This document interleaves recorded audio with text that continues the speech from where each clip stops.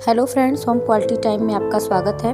आज हम आपको रायता रेसिपी बनाना बताएंगे जो कि बिल्कुल अलग टेस्ट में अलग तरह से बनकर तैयार होती है। तो ये रायता आप घर पर बनाकर ज़रूर ट्राई कीजिए। आप अपने गेस्ट को भी खिला सकते हैं। बहुत ही टेस्टी रायता बनकर तैयार होता है। तो चलिए रायता बनाना स्टार्ट करते हैं। अगर अब तक आप हमारे वीडियो को लाइक नहीं किए हैं तो लाइक कर दीजिए। अगर आप चैनल पर नए हैं तो सब्सक्राइब करना ना भूलें और बेल आइकन दबाना ना भूलें, क्योंकि हम आपके लिए नई नई वीडियोस लाते रहते हैं। तो सबसे पहले हम एक बर्तन में एक छन्नी रख लेते हैं और छन्नी में घर की बनाई हुई दही को डाल देते हैं ताकि दही का पानी छनकर अलग हो जाए। अगर आपके पास घर की बनाई हुई दही नहीं है तो आप बाजार की भी ले सकते हैं, लेकिन उसे छन्नी में डालकर ज़रूर छान लीजिए ताकि दही का एक्स्ट्रा पानी निकल जाए और दही बिल्कुल क्रीमी हो जाए। तो देखिए दही का पानी बिल्कुल अलग हो गया है और अब हम इस दही को निकाल लेते हैं किसी अलग बर्तन में।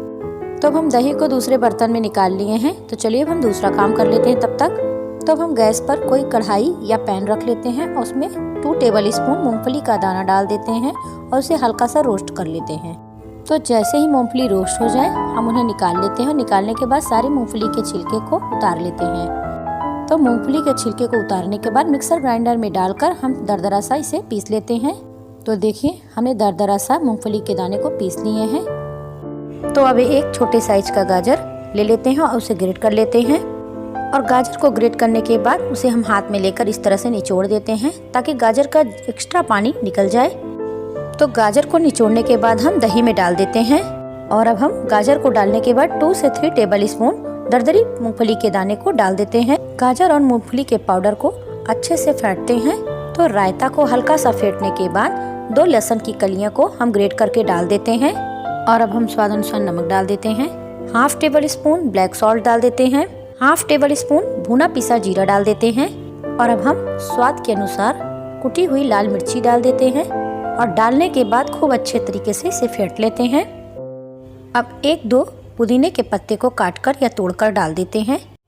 तो लीजिए पहला रायता बनकर तैयार है। तो चलिए अब हम दूसरा रायता बनाना स्टार्ट करते हैं। तो हमें रायता बनाने के लिए एक बर्तन चाहिए। तो हम बर्तन में 1/2 कटोरी बथुआ डाल देते हैं। बथुआ को हम पहले से ही वॉश कर लिए हैं और बहुत थोड़ा सा पानी डालकर ढककर इसे हम बॉईल कर लेते हैं। तो लीजिए हमने बथुआ को निकाल लिया है और ये पूरी तरह से ठंडा हो जाए तो मिक्सर ग्राइंडर में डालकर पीस लेते हैं। तो देखिए बथुआ बिल्कुल बारीक पीस कर तैयार है। तो अब हम फेंटी हुई छनी हुई दही में पिसा हुआ बथुआ को डाल देते हैं। अब बथुआ को दही में डालने के बाद खूब अच्छे तरीके से फेंट लेते हैं और फेंटने के बाद हम इसमें 1/2 टेबल स्पून ब्लैक सॉल्ट डाल देते हैं और अब 1/2 टेबल स्पून भुना पिसा जीरा डाल देते हैं।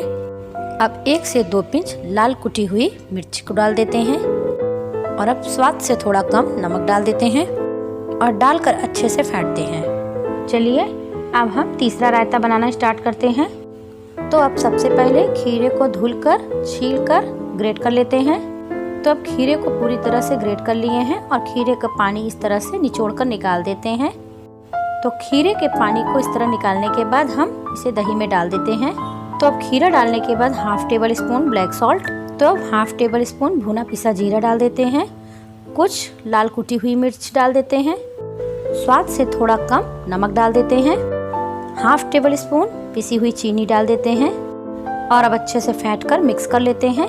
तो चलिए अब हम चौथा रायता बनाना स्टार्ट करते हैं। तो सबसे पहले हम एक आलू को छीलकर वॉश करके ग्रेट कर लेते हैं। तो अब इस आलू को हम बॉईल कर लेते हैं। तो देखिए हमने बॉईल कर लिया है। तो जब तक कि आलू ठंडा होता है तब तक हम दही तैयार कर लेते हैं। तो अब हम 1/2 टेबल स्पून भुना हुआ पिसा जीरा डाल देते हैं और नमक स्वाद अनुसार। 1 से 2 पिंच लाल कुटी हुई मिर्च डाल देते हैं। 1 से 2 पिंच ब्लैक सॉल्ट। तो अब आलू ठंडा हो गया है और इसे हम थोड़ा ठंडा पानी डालकर आलू को धुलकर निचोड़ लेते हैं। तो अच्छे से हमने आलू को निचोड़ लिया है और अब दही में डालकर दही को अच्छे से फेंट लेते हैं। अब सारी सामग्री को अच्छे से मिक्स कर लेते हैं और मिक्स करने के बाद 2-4 पुदीने के पत्ते को इसमें भी काट कर डाल देते हैं या तोड़कर। तो लीजिए हमारा चौथा रायता बनकर तैयार है।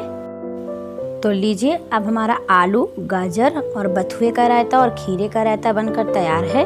तो लीजिए हमारा 4 तरह का रायता बनकर तैयार है। तो आप भी इन्हें घर पर बनाकर ट्राई कीजिए।